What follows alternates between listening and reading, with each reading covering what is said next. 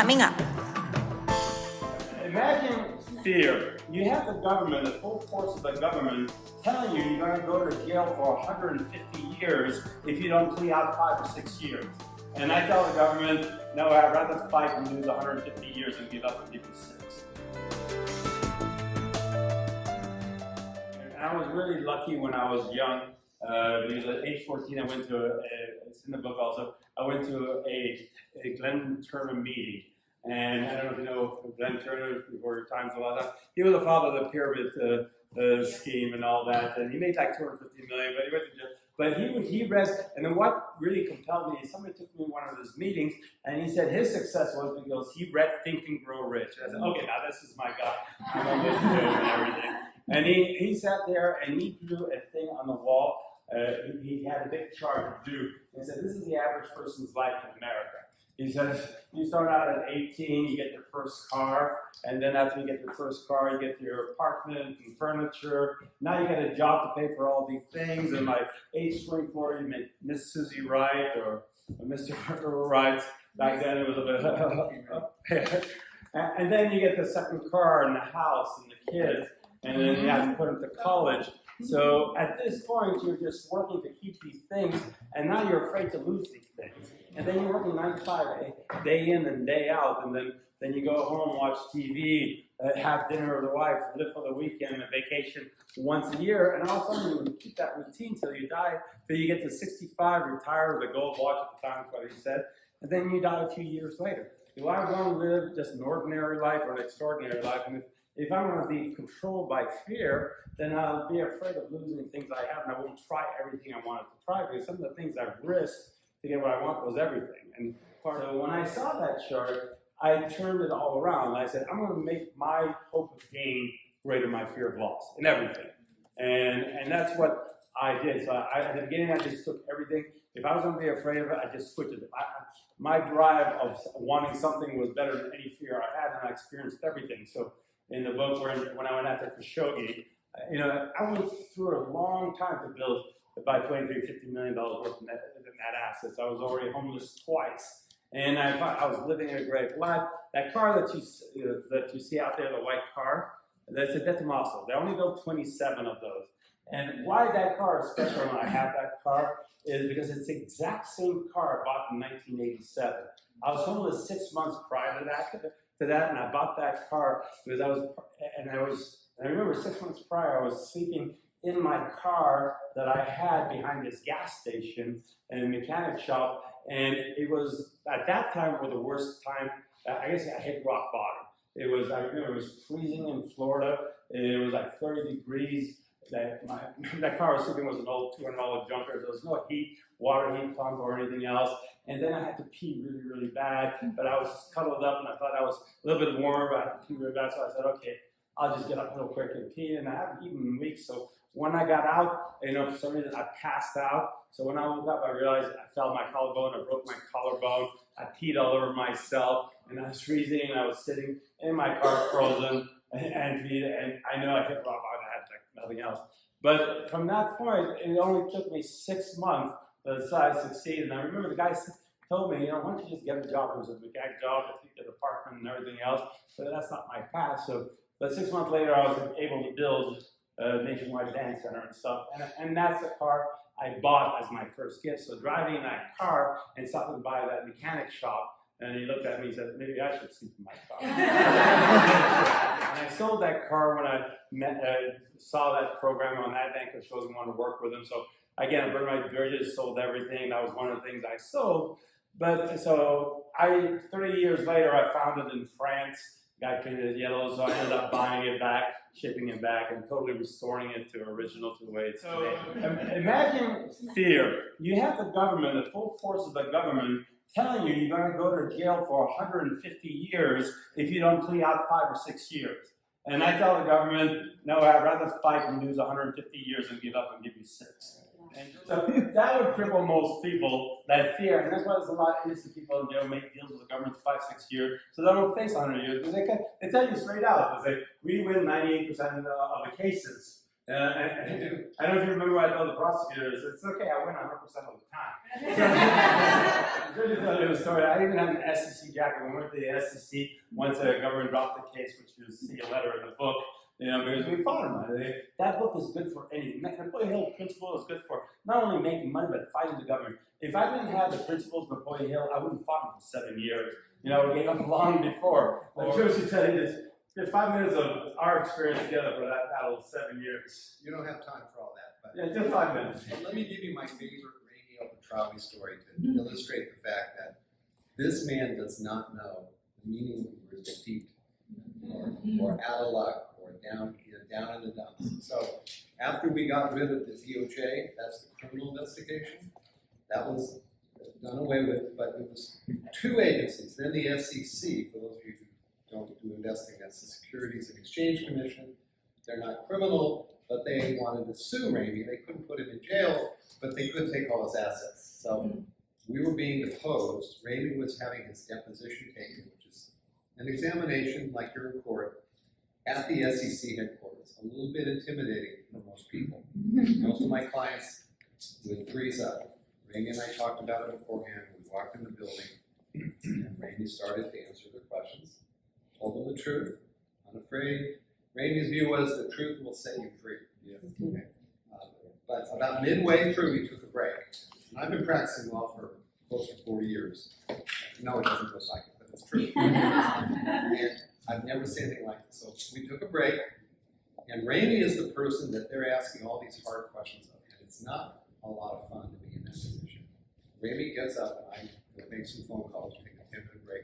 As it turned out, we're in the basement of the SEC headquarters, and right next door was a gift shop where they would sell books and stuff.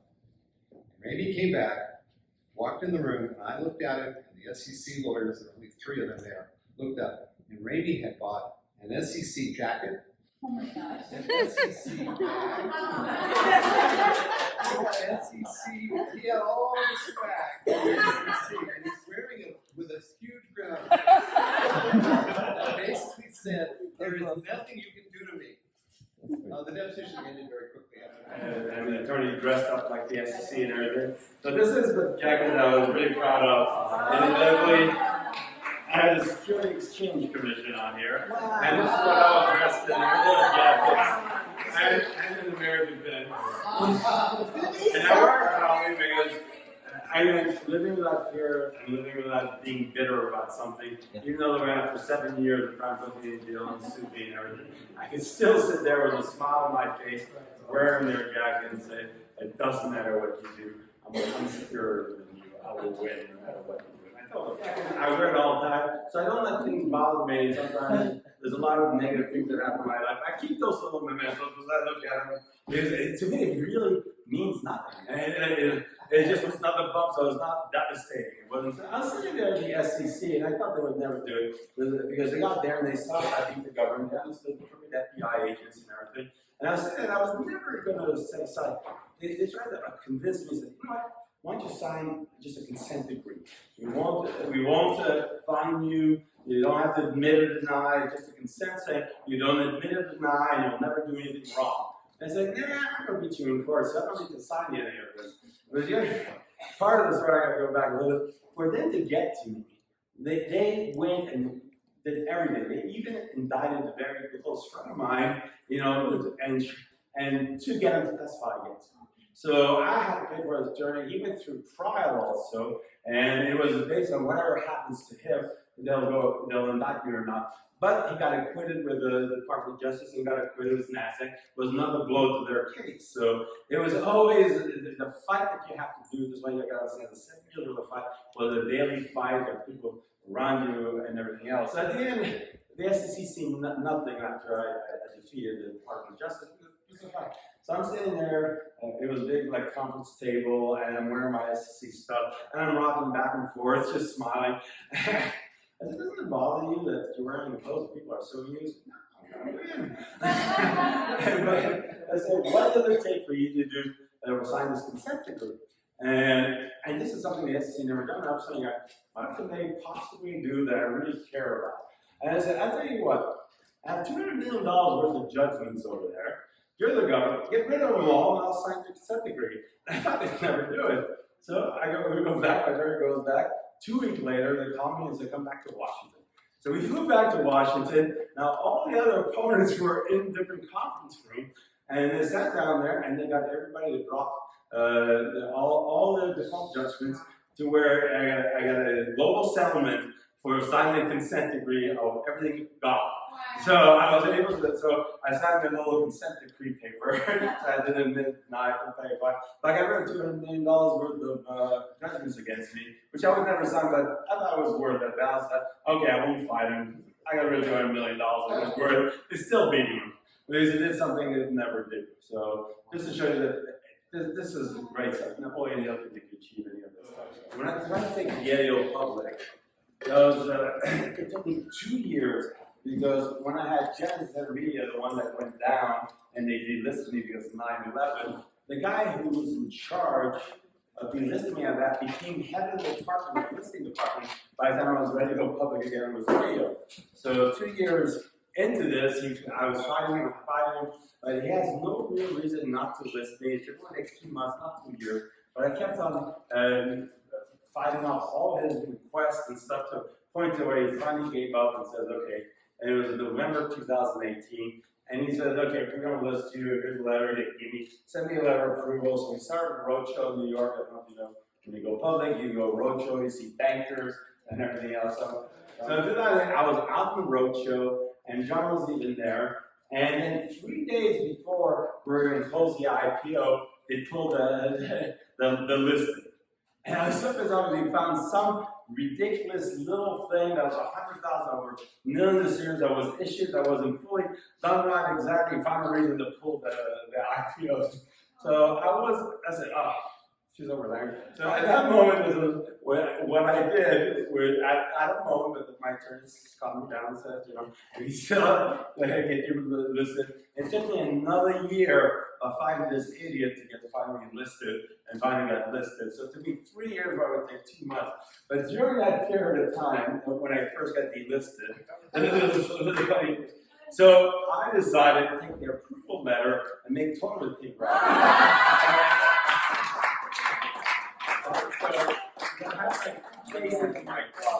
I'm going to send to each one of the people on NASDAQ to tell them what I thought of their approval letter when it was worth to me.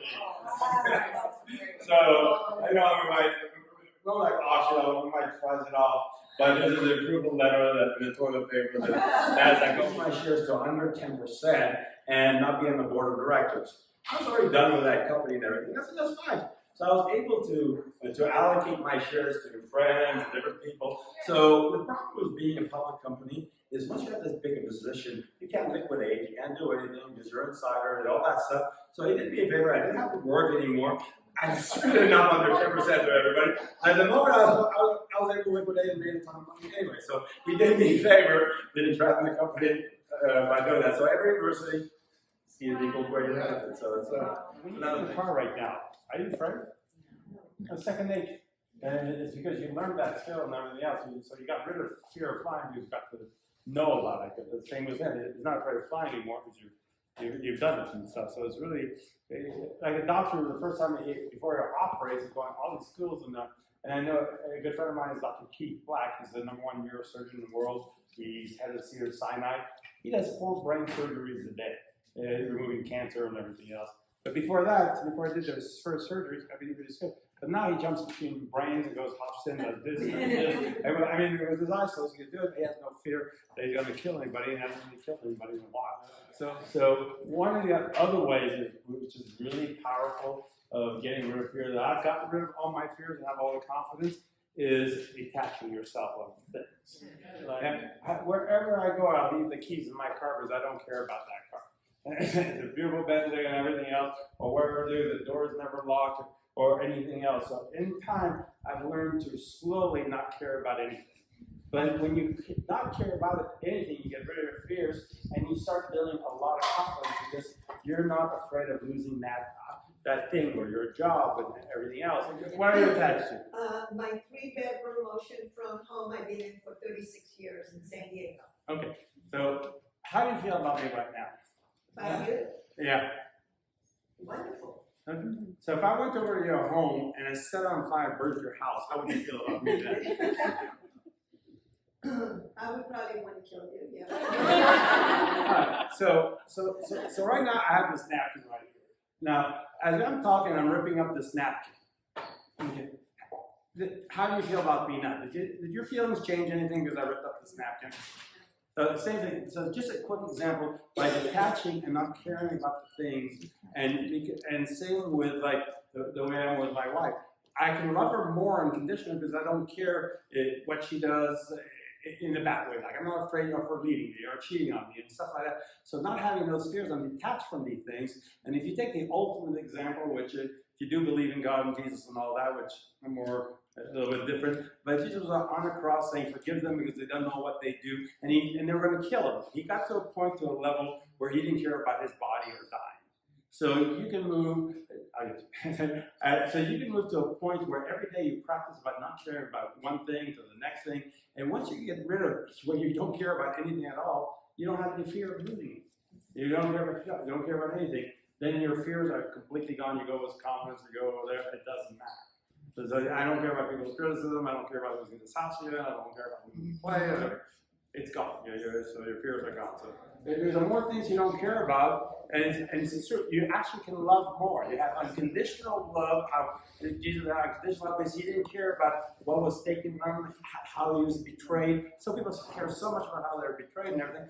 Judas was betrayed because he didn't. He was still able to love him and die and love him. So if you're going to picture that and live that example, and again, that book I read I got out of a book called Running from Safety by Richard Bach. And I started, that was early 90s, I read a little bit about it, and I expanded and became to where I cared about less and less things to where I had no fear. I got to the point, like when the government was out, I didn't care if someone spent 150 years in jail, But when I got to that point, I can fight it, I don't care what the SE does. People threaten me and sue me or whatever all the time because I'm buddy. I don't care. I just like, to me, it's no big deal. So can you tell me what and why you wanted to have this plan? Well, again, working with Khashoggi, this was his business tool, and it's really a powerful business tool. And so, on top of that, there's no better way to fly.